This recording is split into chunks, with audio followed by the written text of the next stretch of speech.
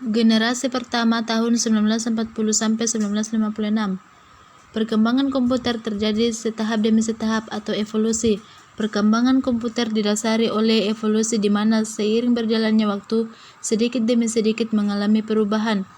Awal mula munculnya komputer pada tahun 1853 sampai tahun 2000 mengalami perubahan yang sangat pesat. Pada tahun 1940-an sampai 2000-an sudah mulai berubah. Pada tahun 1617, John Napier menciptakan metode logaritma, alat yang dapat dipatut untuk melakukan penambahan, pengurangan, dan pembagian. Blaise Pascal menciptakan mesin hitung pertama yang diberi nama Pascaline.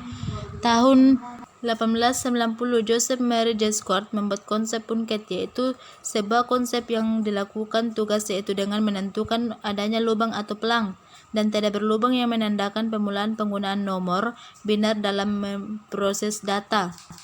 Generasi kedua tahun 1964 sampai 1971.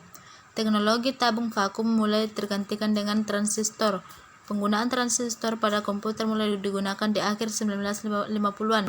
Keunggulan transistor adalah bentuknya yang lebih kecil.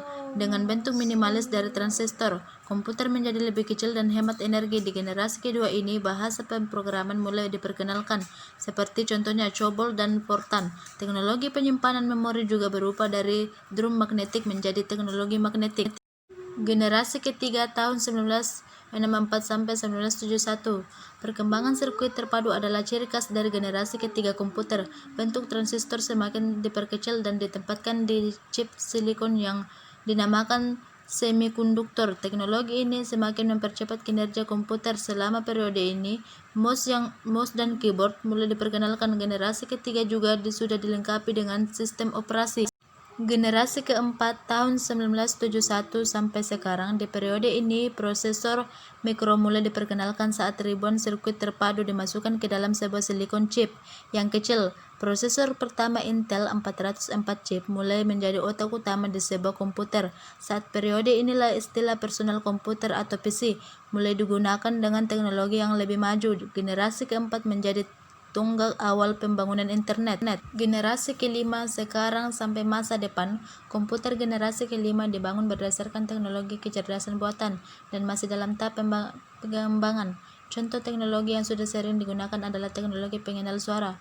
Penggunaan pemrosesan paralel dan superkonduktor menjadi dasar dari kecerdasan buatan.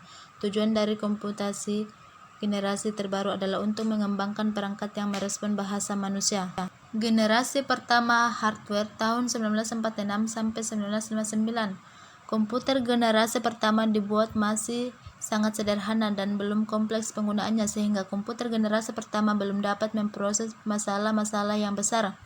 Adapun ciri-ciri komputer generasi pertama antara lain ukuran fisiknya besar, kecepatan proses lambat, cepat panas, membutuhkan listrik yang besar, menggunakan tabung hampa udara atau vacuum tube, memorinya menggunakan magnetik atau Cortex, masih menggunakan bahasa mesin lainnya, menggunakan konsep stored program. Contoh komputer generasi pertama: Mark I, Mark II, IBM 702, IBM 704, IBM 709, dibuat oleh IBM International Business Machine. Univach 2 dibuat oleh Sperry Rand. Generasi kedua tahun 1959 sampai 1965 dibuat untuk menyempurnakan bentuk dari komponen dan penggunaan listrik yang lebih hemat. Komputer generasi kedua mempunyai ciri-ciri sebagai berikut.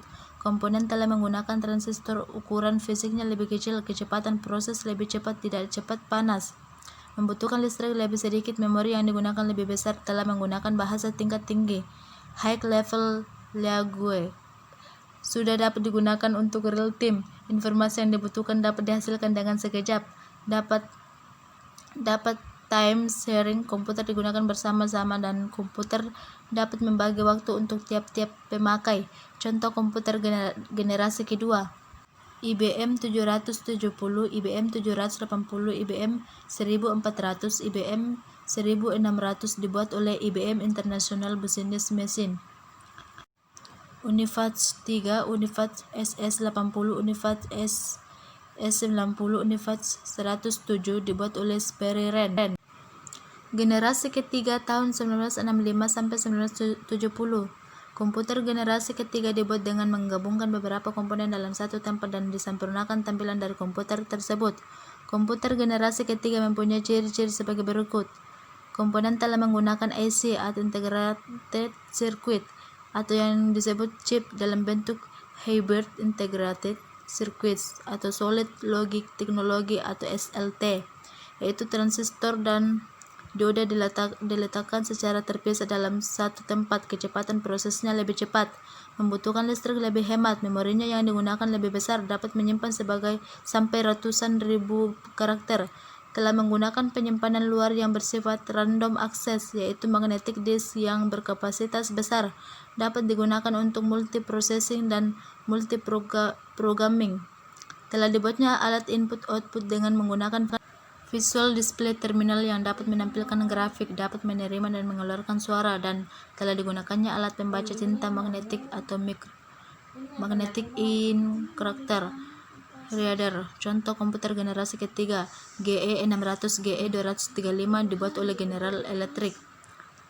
Brooks 5700, Brooks 6700, Brooks 7700 dibuat oleh Brooks. Unifax 1008, Unifax 900 dibuat oleh Speriren. Generasi keempat tahun 1970 sampai 1995. Komputer ini dibuat dengan menggabungkan beberapa IC yang didapatkan yang dalam komputer generasi ketiga belum dapat digabungkan. Komputer generasi keempat mempunyai ciri-ciri sebagai berikut. Telah menggunakan LSI atau Large Scale Integration, yaitu penggabungan beribu-ribu IC yang didapatkan dalam satu buah chip. LSI dikembangkan menjadi VLSI, Very Large Scale Integration, yang dapat memuat 1.500 transistor yang didapatkan. Chip yang digunakan telah berbentuk segi empat yang membuat rangkaian terpadu. Sejarah perkembangan software komputer. Era pioner software pada era ini adalah sambungan-sambungan kabel ke antara bagian dalam komputer. Penggunaan komputer saat ini masih dilakukan secara langsung. Sebuah program digunakan untuk sebuah mesin tertentu dan untuk tujuan tertentu. Di era ini software komputer merupakan satu kesatuan dengan sebuah hardware komputer. Era stabil. Pada era stabil ini baris-baris perintah software komputer yang dijalankan oleh komputer bukan lagi satu-satu, tapi sudah banyak proses yang dilakukan secara bersamaan atau multitasking. Software komputer pada era ini juga mampu menyelesaikan banyak pengguna atau multi-user dan secara cepat atau langsung real time.